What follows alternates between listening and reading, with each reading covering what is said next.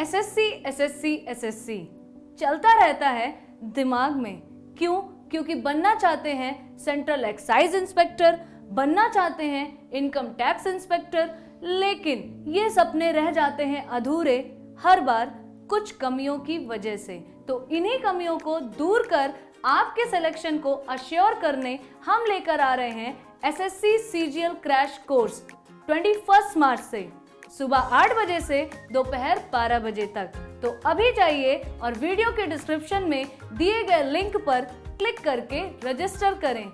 SSC थक गए होंगे आप वेट करते करते, प्रोटेस्ट देखते देखते। अब भूल जाइए सब कुछ। हम बात कर रहे हैं आपकी आने वाली आरआरबी एनटीपीसी की सीबीटी 2 की परीक्षा और आरआरबी ग्रुप टी की परीक्षा यानी रेलवे की। इसीलिए हम लेकर आ रहे हैं एक्सप्रेस बैच शाम 4 बजे से शाम 7 बजे तक, जहां पर आप अपनी तैयारी को सुपर फास्ट कर सकते हैं। शाम 4 बजे से रीजनिंग की क्लास में, 5 बजे से जनरल अवेयरनेस की क्लास में और 6 बजे से मैथ्स की क्लास में, वो भी बिल्कुल फ्री। डोंट वेट, आज ही ज्वाइन करिए OL expert. Hello students, welcome to OL expert. तो आपको पता है कि कल थी होली। आप लोगों ने बहुत सारा, कहा जाए कि बहुत सारा टाइम आपका होली में भी गया होगा, फेस्टिवल को मनाने में भी। तो मनाना चाहिए, बिल्कुल सही बात है। लेकिन अगर आप चाहते हैं कि हर दिन त्योहार हो, यानी कि हर दिन होली हो, हर दिन दिवाली हो, तो पढ़ाई भी करते रहिए। लास्ट 3 डेज से हम आपको मोटिवेट करने की कोशिश कर रहे होंगे, चाहे मैं एसएससी की बात कर लूँ, चाहे मैं लेखपाल की बात कर लूँ या चाहे रेलवे की बात कर लूँ। हर जगह मैंने आपको ये बात बोली है कि अगर आप चाहते हैं कि हर दिन आपके लिए फेस्टिवल हो, हर दिन आप खुश रहें, तो आप सबसे पहले आपको क्या करना है, आपको अपना सिलेक्शन अश्योर करना है। ठीक है, तो मैं आपको बता दूं, जो हमारे ऐसे स्टूडेंट्स हैं जो कि रेलवे के साथ साथ एसएससी की भी तैयारी कर रहे हैं, तो उनके लिए भी एक इंफॉर्मेशन है क्या कि हमारा 21 मार्च से एसएससी की जो आपकी परीक्षा होने वाली है सीजीएल की, उसी के लिए एसएससी सीजीएल क्रैश कोर्स भी आ रहा है 21 मार्च से सुबह 8 बजे से लेकर दोपहर 12 बजे तक। तो वहां पर जुड़िए हमारे साथ डेली। अगर आप एसएससी की तैयारी आप कर रहे हैं या फिर आपके कोई दोस्त, फ्रेंड या फिर रिलेटिव में भी कर रहे हैं, तो उनको भी जानकारी दीजिए इस बात की। ठीक है, तो आज हम लोग क्या डिस्कस करने वाले हैं, how to calculate the GDP in India. हम लोग सुनते रहते हैं जीडीपी जीडीपी जीडीपी, या बहुत ज्यादा तो ग्रॉस डोमेस्टिक प्रोडक्ट, या फिर कहें हिंदी में तो सकल घरेलू उत्पाद। तो सकल घरेलू उत्पाद होता क्या है? सकल का मतलब होता है पूरा, घरेलू का मतलब होता है जो विद इन दी कंट्री या विद इन, अगर हम जब एक फैमिली की बात करते हैं तो हम घर की बात करते हैं, जब एक सिटी की बात करते हैं तो सिटी हमारे लिए डोमेस्टिक हो जाती है। इसीलिए इसको क्या बोलते हैं, ग्रॉस डोमेस्टिक प्रोडक्ट, यानी कि एक कंट्री के अंदर कितना प्रोडक्शन हुआ है ये हमें बताता है जीडीपी। और जीडीपी के हिसाब से हम लोग निकालते हैं ग्रोथ रेट, और ग्रोथ रेट जब निकलती है तो उसी के आधार पर मेजर किया जाता है बाकी सारी इकोनॉमिक्स को, या फिर कहीं कंपैरिजन किया जाता है कि कौन सा देश ज्यादा अच्छा डेवलपमेंट कर रहा है इकोनॉमिकली, यानी कि अर्थव्यवस्था किस देश की अच्छी है।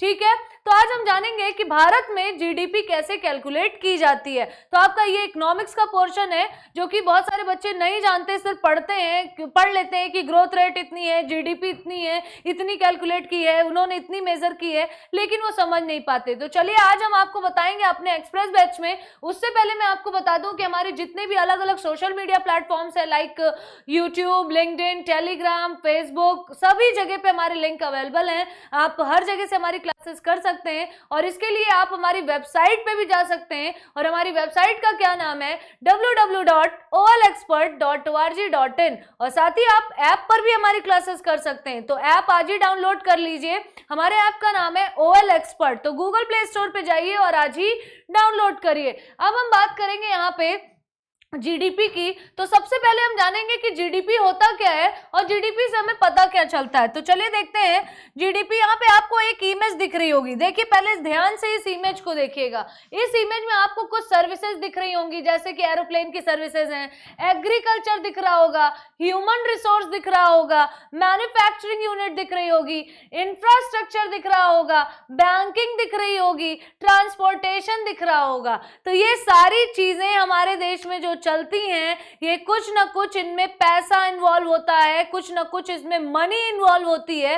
तो ये सारी मनी अगर देखा जाए तो हमारे देश में कितनी मनी हमने किसी भी चीज की मैन्युफैक्चरिंग में या सर्विसेज में या प्रोडक्शन में लगाई, बेसिकली ये सारा जो अमाउंट जब हम सम कर देते हैं वही कहलाती है एक देश की साल भर की यानी कि ईयरली या एनुअल जीडीपी। ठीक है, अब इसको हम पढ़ी लिखी लैंग्वेज में या लिटरेट लैंग्वेज में चलिए पढ़ते हैं। ठीक है, gross domestic product means the sum total of all goods and services produced in a country expressed in money terms during a specific period generally an year. अब यहाँ पे जितने भी वर्ड्स लिखे हैं सब इंपॉर्टेंट है। चलिए देखते हैं।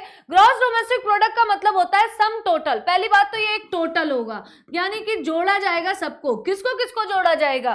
टोटल गुड्स एंड सर्विसेज, यानी जितना भी हमारे देश में प्रोडक्शन हो रहा है, जितनी भी चीजें बन रही हैं, एक साबुन से लेकर एक एरोप्लेन तक, एक सुई से लेकर एक कहा जाए कि सैटेलाइट तक, जो भी, या फिर डीआरडीओ जो कुछ भी बना रहा है, यानी कि डिफेंस रिसर्च ऑर्गेनाइजेशन जो हमारी जो डीआरडीओ है डेवलपमेंट वाली, वो भी जो भी वो कुछ भी बना रहे हैं, वो सारे के सारे यूनिट यानी कि वो सब गुड्स हैं। और जितनी भी सर्विसेज हैं, चाहे वो फूड सर्विस हो, चाहे वो ट्रांसपोर्टेशन की सर्विस हो, चाहे वो हॉस्पिटल की सर्विस हो, चाहे वो होटल्स की सर्विसेज हो, चाहे वो एजुकेशन सेक्टर की हो, चाहे वो हेल्थ सेक्टर की हो, चाहे वो किसी भी सेक्टर की हो, तो वो सारी की सारी सर्विसेज जितनी भी होती हैं वो जो एक कंट्री में प्रोड्यूस की जाती हैं, कब?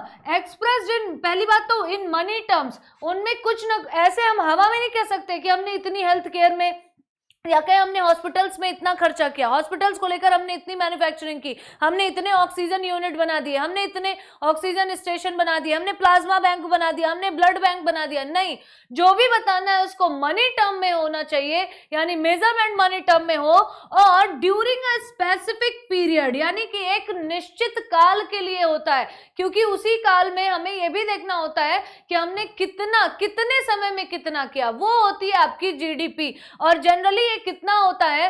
भारत में 1 साल का समय होता है, यानी कि 1 ईयर। तो 1 साल के अंदर जितनी भी गुड्स एंड सर्विसेज भारत में कहा जाए कि सर्विसेज रेंडर की जाती हैं, गुड्स का प्रोडक्शन किया जाता है, जब हम उनका टोटल एक मनी टर्म में करते हैं, दैट इज कॉल्ड जीडीपी। ठीक है, लेकिन जीडीपी बोलना जितना आसान है, उसको कैलकुलेट करना उतना आसान नहीं है। आप देखेंगे जीडीपी होती क्या है?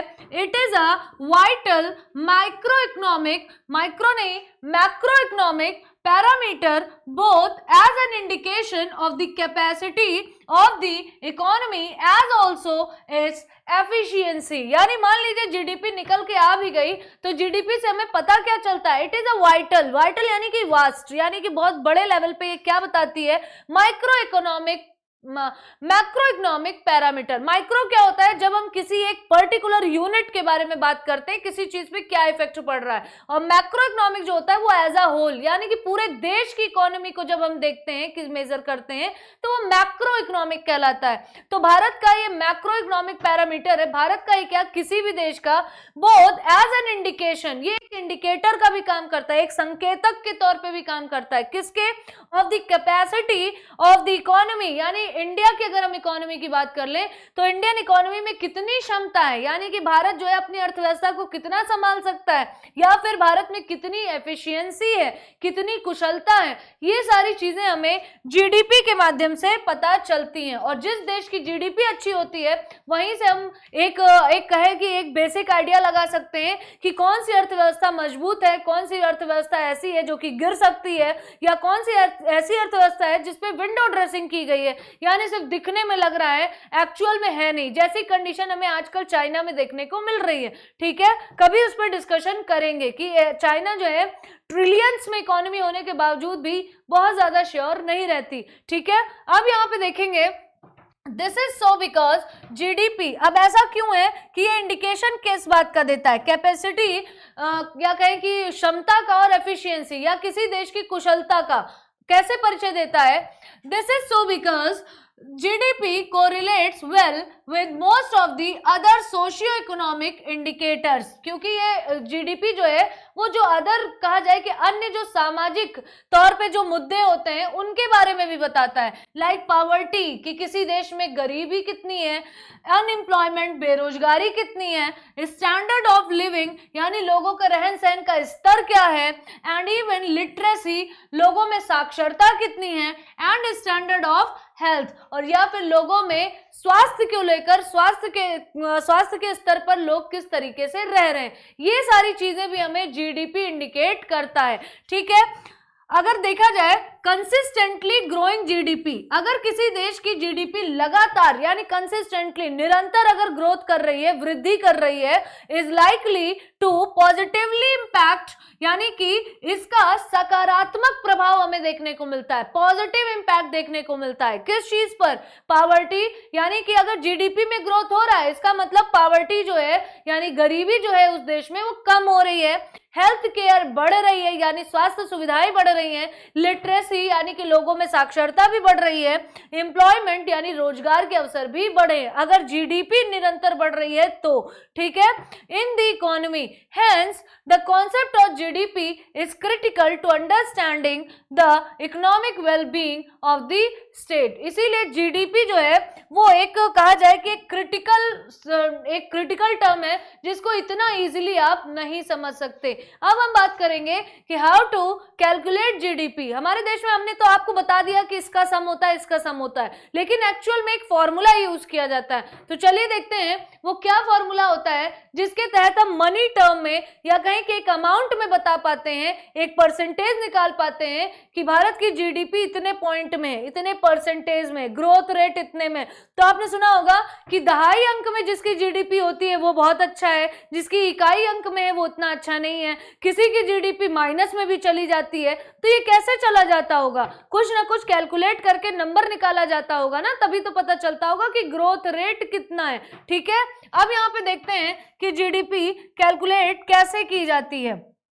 चलिए देखिएगा, जीडीपी में सबसे पहले यानी gross domestic product, private consumptions यानी कि जितना भी एक आम व्यक्ति द्वारा, कोई संस्थाएं नहीं बल्कि व्यक्तियों द्वारा, जैसे कि आपने कोई चीज खाने के लिए, पहनने के लिए, रहने के लिए, सजाने के लिए, किसी भी तरीके से आपने कोई भी सामान खरीदा हो, उसको कंज्यूम किया हो, उसका उपयोग किया हो, तो वो सारी की सारी चीजें एक इंडिविजुअल द्वारा, अब इंडिविजुअल यहाँ पे प्राइवेट कंपनियां भी हो सकती हैं, यानी गवर्नमेंट के अलावा की हम बात कर रहे हैं, यानी गवर्नमेंट नहीं है, ठीक है, ना ही गवर्नमेंट संस्थाएं हैं, बल्कि एक प्राइवेट कंजम्पशन देखा जा रहा है, यानी कि एक इंडिविजुअल व्यक्ति या फिर प्राइवेट कंपनीज जो हैं वो जितना भी कंजम्पशन करती हैं वो सारी चीजें हम जोड़ते हैं, प्लस इसमें ग्रॉस इन्वेस्टमेंट यानी कि मान लीजिए अभी हमने यूज नहीं किया है लेकिन हमने पैसा कहीं पर इन्वॉल्व कर रखा है, तो जितना भी इन्वेस्टमेंट होता है, ग्रॉस इन्वेस्टमेंट किसका, जितने भी प्राइवेट लोगों ने इन्वेस्ट कर रखा है, मान लीजिए आपने कोई घर खरीद रखा है, आपने कोई जमीन खरीद रखा है, तो जितना घर की सेल परचेज हो रही है, जितनी जमीनों की खरीद फरोख्त हो रही है, या जितना भी सामान आप जो कहा जाए, इन्वेस्टमेंट सिर्फ जरूरी नहीं है कि जैसे हम कहते हैं ना टेंजिबल एसेट्स और इनटेंजिबल एसेट्स। टेंजिबल क्या होती है, जिनको हम टच कर सकते हैं, जो मूव हो सकती है, इनटेंजिबल जिनको हम टच नहीं करते बट दे आर एसेट्स, क्यों, क्योंकि इनकी एक वैल्यू है, जिनको हम सेल करेंगे तो हमको रियलाइज होगी उससे कुछ ना कुछ वैल्यू। तो जितना भी हम इन्वेस्टमेंट करते हैं, यानी मान लीजिए हमने शेयर्स में, बॉन्ड्स में, डिबेंचर्स में जितना भी इन्वेस्ट कर रखा हो, वो सारी की सारी चीजें, और ये कैसा, प्राइवेटली, यानी कि या तो एक इंडिविजुअल या तो कोई प्राइवेट कंपनियां, तो उनको भी हम जोड़ लेते हैं। क्यों, क्योंकि भले ही आपने उसको कंज्यूम नहीं किया लेकिन पैसा तो मार्केट में लगाया ना, तो वो भी तो आपका आएगा, तो ग्रॉस इन्वेस्टमेंट। फिर आता है गवर्नमेंट के इन्वेस्टमेंट, गवर्नमेंट ने जितना भी इन्वेस्ट कर रखा होगा, जैसे कि मान लीजिए गवर्नमेंट ने अभी पूर्वांचल एक्सप्रेस वे बनाया, तो अभी चल नहीं रहा है, अभी उससे इनकम आनी शुरू नहीं हुई, मान लीजिए कि उससे इनकम आनी शुरू नहीं हुई, क्यों, क्योंकि जब रोड स्टार्ट होगी तब टोल टैक्सेस लगेंगे, टोल प्लाजा बनेंगे, है ना, तब इनकम जनरेट होगी ना, लेकिन पैसा तो बहुत ज्यादा इन्वेस्ट कर रखा है ना, तो एक साल में गवर्नमेंट ने उस प्रोजेक्ट में जितना इन्वेस्ट किया होगा, अब इसी तरीके का जरूरी नहीं है कि सिर्फ इंफ्रास्ट्रक्चर में, गवर्नमेंट ने हो सकता है कई सारी स्कीम में लगा रखा हो, या फिर मैन्युफैक्चरिंग यूनिट, जैसे कि आजकल हम देखते हैं गवर्नमेंट ज्यादातर सोलर पैनल्स वगैरह पे काम कर रही है, फूड पार्क पे काम कर रही है, मेगा फूड पार्क पे काम कर रही है, टायर पार्क बना रही है ना। तो इस तरीके के जितने भी ग्रॉस इन्वेस्टमेंट होते हैं, ग्रॉस इन्वेस्टमेंट के साथ साथ गवर्नमेंट के जितने इन्वेस्टमेंट हैं उनको भी जोड़ लिया जाता है, एंड गवर्नमेंट स्पेंडिंग, और साथ ही साथ जहां पर गवर्नमेंट ने खर्च कर दिया है। अब खर्च करने का क्या मतलब है कि गवर्नमेंट ने मान लीजिए कुछ सर्विसेज या कहें कि कोई चीज गवर्नमेंट ने परचेज की किसी प्राइवेट कंपनी से। अब जैसे गवर्नमेंट कोई स्कीम लाती है तो कभी कभी इसका कॉन्ट्रैक्ट किसको दे देती है, प्राइवेट कंपनीज को। तो प्राइवेट कंपनीज को इसके लिए पैसा मिलता है ना, प्राइवेट कंपनीज टेंडर भरती हैं, फिर वो उस काम को जब सर्विस अपनी देती हैं तो गवर्नमेंट उनको पे भी तो करती है। तो ये गवर्नमेंट की क्या है, ये स्पेंडिंग है। तो गवर्नमेंट जितना स्पेंड करती है, जितना इन्वेस्ट करती है, वो सारी चीजें। फिर इसमें एक और चीज जोड़ी जाती है, क्या, एक्सपोर्ट माइनस इंपोर्ट। अब एक्सपोर्ट क्या है, एक्सपोर्ट मतलब जो हमने निर्यात किया, यानी कि दूसरे देशों को जो भी हमने सेल किया उसमें से हमने जितना खरीदा। अब जाहिर सी बात है जब हम एक्सपोर्ट करेंगे तो पैसा आएगा, और जब हम इंपोर्ट करेंगे तो पैसा जाएगा। तो हम जोड़ेंगे क्या, हम जोड़ेंगे वही जो हमारे पास आएगा, यानी कि एक्सपोर्ट करने पे पैसा जितना आ रहा है उसमें से जितना गया है उसको लेस कर देंगे, और अगर हमारे पास प्लस में बैलेंस आता है तो ठीक है। अगर प्लस में बैलेंस कब आएगा, जब हमारा एक्सपोर्ट ज्यादा होगा तो हम उसको ऐड कर देंगे। अगर हमारा इंपोर्ट ज्यादा आएगा तो वही वैल्यू यहाँ पे माइनस में दिखेगी हमें, माइनस मान लीजिए कि फॉर एग्जांपल 50, तो हमारा इतना वैल्यू जितना भी जोड़ने पे आएगा उसमें से हम 50 माइनस कर देंगे, ठीक है। लेकिन फॉर्मूले में आपको एक्सपोर्ट माइनस इंपोर्ट ही रखना है, ठीक है। अब वो डिपेंड करता है कि इन दोनों में ज्यादा क्या है। अगर इंपोर्ट ज्यादा हुआ तो माइनस की वैल्यू आएगी, और बाहर प्लस और माइनस का मल्टीप्लीकेशन होकर माइनस ही दिखेगा, यानी कि हमें माइनस करना पड़ेगा, ठीक है। तो इस तरीके से जो भी वैल्यू आएगी वो कहलाती है हमारी जीडीपी, यानी सकल घरेलू उत्पाद। लेकिन हम बाद में इसमें से डायरेक्ट टैक्सेस, इनडायरेक्ट टैक्सेस का प्लस माइनस बहुत सारी चीजें करते हैं, तब हमारी निकल के आती है एनडीपी। एनडीपी यानी कि नेशनल डोमेस्टिक प्रोडक्ट। तो ग्रॉस नहीं बल्कि एनडीपी भी निकाला जाता है। लेकिन आज के सेशन में हम केवल और केवल बात किस पे कर रहे हैं, अभी जीडीपी पे, यानी कि ग्रॉस डोमेस्टिक प्रोडक्ट पे। तो जीडीपी को कैलकुलेट करना जितना हमें लग रहा है इजी है, उतना इजी है नहीं। और जितना हम सोचते हैं कि जीडीपी डायरेक्ट एक देश की स्थिति या सिचुएशन बता देती है, ऐसा भी नहीं है। अभी आपको आगे देखने को मिलेगा जब हम इसके टाइप्स पढ़ेंगे। तो चलिए देखते हैं यहाँ पे।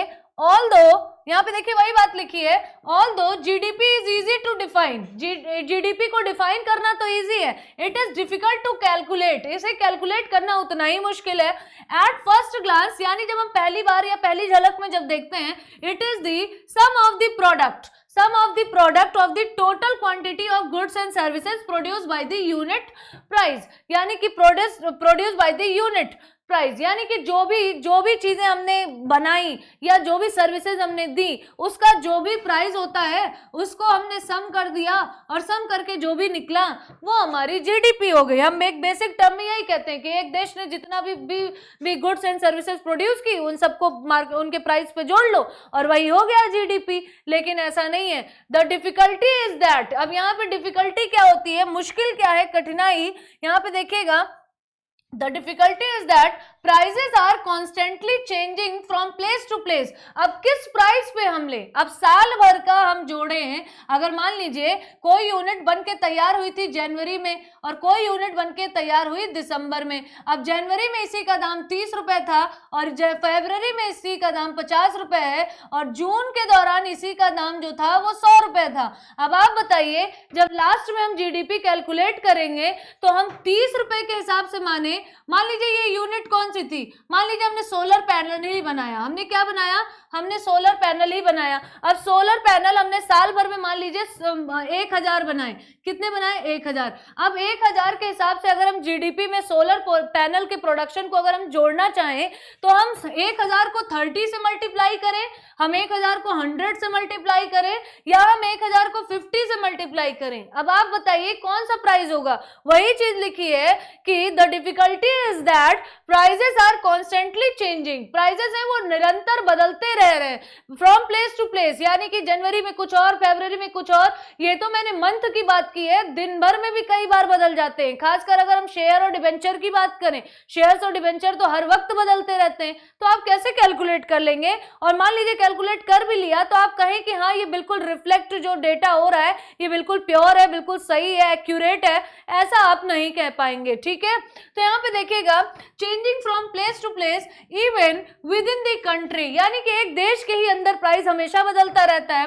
दिस मेक्स कंपैरिजन डिफिकल्ट, और इसीलिए कंपैरिजन करना मुश्किल हो जाता है। So there is a lot of average and indirect estimation, इसीलिए जब इस तरीके की चीजें सामने आई तो कई तरीके के मेथड आए। क्यों? क्योंकि किसी ने कहा भाई एवरेज ले लो, किसी ने कहा इनिशियल प्राइस ले लो, किसी ने कहा लास्ट वाला प्राइस ले लो, किसी ने कहा कॉस्टिंग ले लो, मार्केट प्राइस लो ही नहीं। तो इसीलिए so there is a lot of average and indirect estimation, यानी इसके कई सारे तरीके हैं through taxes etcetera which introduces approximation and errors। इसकी वजह से हमें बहुत सारी एरर्स भी मिलती हैं और कई लोग इसके करीब में भी हमें लेकर जाते हैं अप्रोक्सीमेशन। तो आपने देखा कि जीडीपी जो है इतना कैलकुलेट करना इतना आसान है नहीं जितना दिख रहा है। तो जीडीपी बेसिकली हम दो तरीके से देखते हैं, एक रियल जीडीपी और एक नॉमिनल जीडीपी। तो चलिए सबसे पहले डिस्कस करेंगे रियल जीडीपी क्या होती है। ठीक है, रियल जीडीपी में क्या किया जाता है? One way is to keep the price fixed in a base year and calculate the GDP। क्या कर लो, प्राइस जो है वो फिक्स कर लो, कोई बेस ईयर मान लो। जैसे कि आपने बेस ईयर माना कि इस चीज का प्राइस जो है 2021 की शुरुआत में जो था वही हम मानेंगे, या फिर 2021 के दौरान जो भी प्राइजेस थे उन सारे प्राइजेस का हमने एवरेज निकाल लिया और एवरेज प्राइस जो है उसी को हमने माना बेस। यानी बेस ईयर मतलब 2021 में जो एवरेज प्राइस था वही प्राइस हम हमेशा लेंगे कैलकुलेट करने के लिए। ठीक है, this gives us what is called the real GDP, और इसी को हम रियल जीडीपी कहते हैं क्योंकि कम से कम एक बेस ईयर तो हमने मान लिया, अब उसी के आधार पे हमने सब कुछ किया और कंपैरिजन हम उसी ईयर से कर रहे हैं, तो कम से कम उस ईयर के हिसाब से तो हमें पता चल ही रहा है कि 2021 से हमने कितनी ग्रोथ की। ठीक है, तो ये रियल जीडीपी कहलाता है विच reflects the change in the quantity of goods and services from fixed price in the base year। अब इससे क्या होता है कि प्राइस हमने फिक्स रख रखा है। अब प्राइस मान लीजिए 100 ही रुपए है, ठीक है, और आपने 2021 में यूनिट बनाई थी 30, तो आपकी टोटल जीडीपी सिर्फ मान लीजिए सोलर पैनल ही है, तो सोलर पैनल से कितनी जीडीपी आपकी आई? 3000 रुपए आई। लेकिन जब अगले साल आपने किया तब ये जीडीपी 3000 नहीं बल्कि 5000 आ रही है, तो आप पता नहीं लगा लेंगे, आप कहेंगे भैया प्राइस तो फिक्स ही है क्योंकि बेस ईयर तो हमने 100 ही रुपए वाला माना है, यानी 2021 में 100 रुपए जो माना था वही।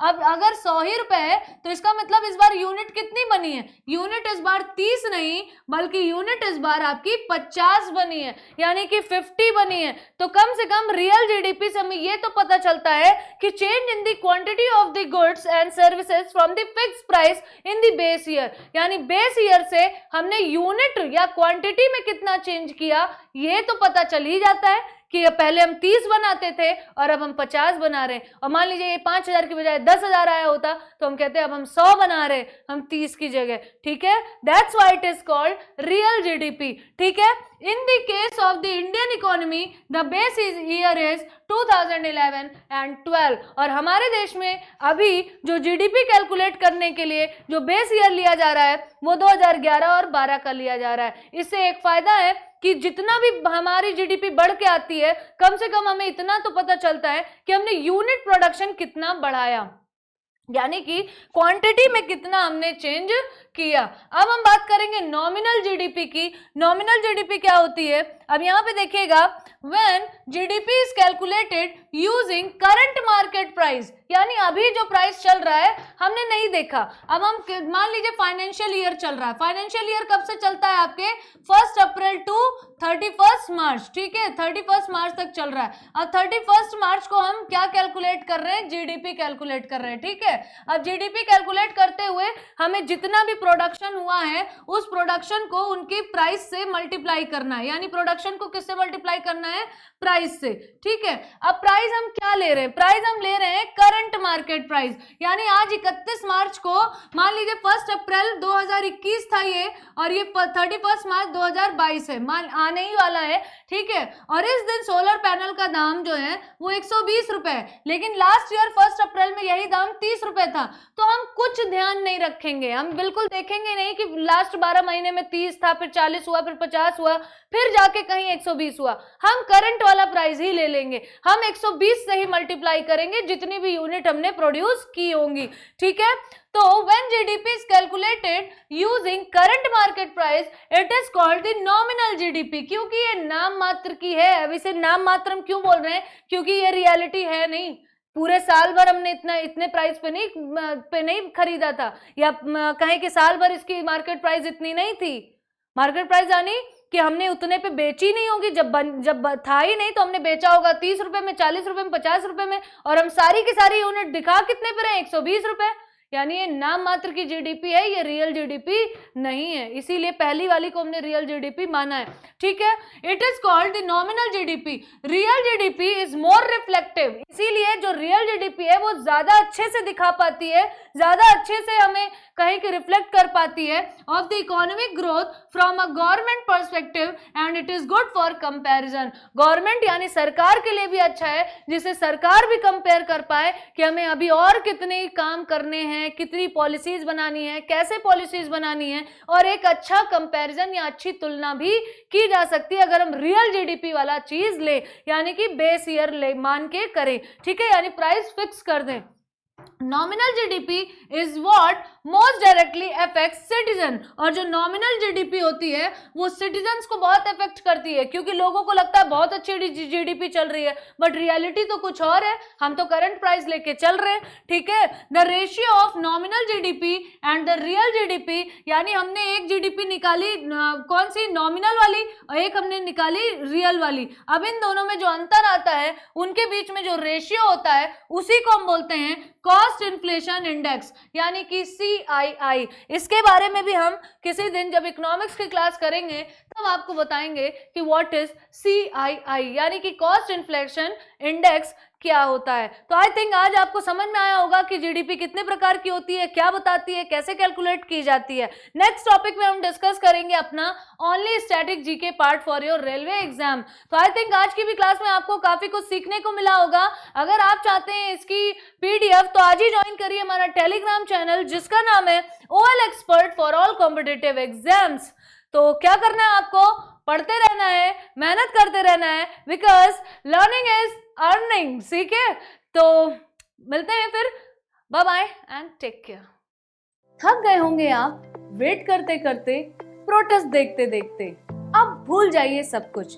हम बात कर रहे हैं आपकी आने वाली RRB NTPC की CBT 2 की परीक्षा और RRB ग्रुप T की परीक्षा, यानी रेलवे की। इसीलिए हम लेकर आ रहे हैं एक्सप्रेस बैच, शाम 4 बजे से शाम 7 बजे तक, जहां पर आप अपनी तैयारी को सुपर फास्ट कर सकते हैं। शाम 4 बजे से रीजनिंग की क्लास में, 5 बजे से जनरल अवेयरनेस की क्लास में, और 6 बजे से मैथ्स की क्लास में, वो भी बिल्कुल फ्री। डोंट वेट, आज ही ज्वाइन करिए OL एक्सपर्ट।